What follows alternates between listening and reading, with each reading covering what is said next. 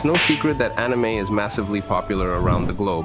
Gone are the years where only geeks watch anime, as now almost everyone watches anime or knows what anime is. This list is based on the power of analysis, growth in demand for anime. Big brands like Nike, Gucci, Adidas, Uniqlo, and Skechers have collaborated with anime like Dragon Ball to make character-themed t-shirts and shoes. Uniqlo is such a famous brand in Taiwan, so it's hard to avoid the anime merchandise they sell. Demon Slayer the movie Mugen Train is the biggest film of the year in Taiwan and the best-selling animated feature of all time. Travelability for Pokemon to Canada is 121%, which means that the demand for Pokemon is 121% of the demand in its home market, Japan, making it the second country where Pokemon is most popular next to the US. The Canadian government and its people went beyond boundaries to create a tourism ad campaign with the creators of Your Name.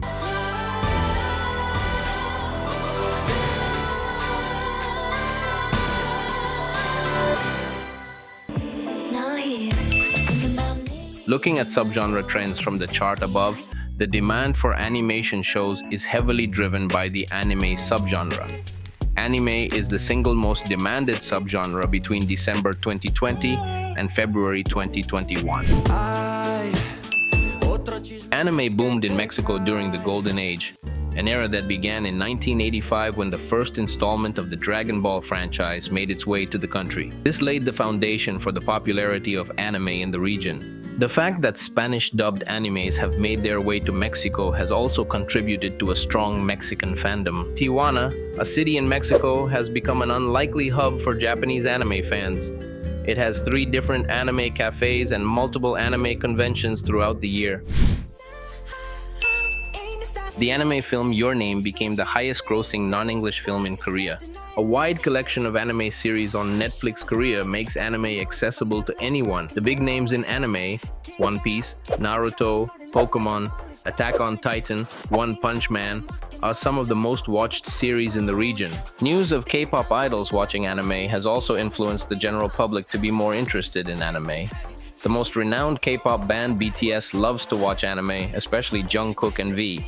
The majority of Korea's animation supply is Japanese anime. A big part of the anime content on YouTube is Brazil-made. The Brazilian channels on YouTube have more than 10+ million views in AMVs alone.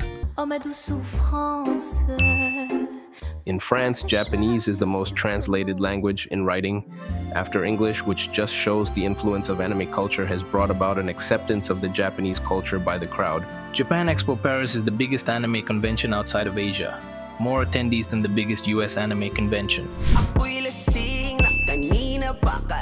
Anime has dominated Philippine TV for more than 5 decades, bringing it closer to the Japanese culture. Anime-inspired cafes can be seen in different parts of the cities, more especially around Metro Manila.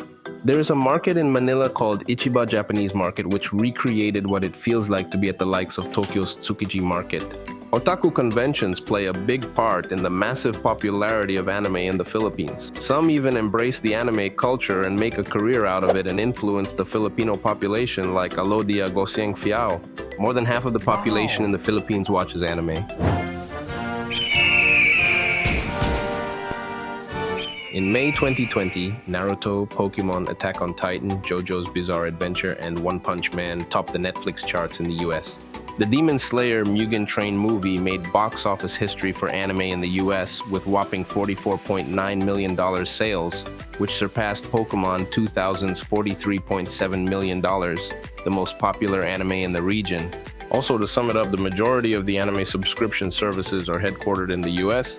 It's all thanks to these streaming services that we get English subtitles and watch our favorite anime series. If it weren't for the US, the popularity of anime spreading around the world won't be as high as it is now.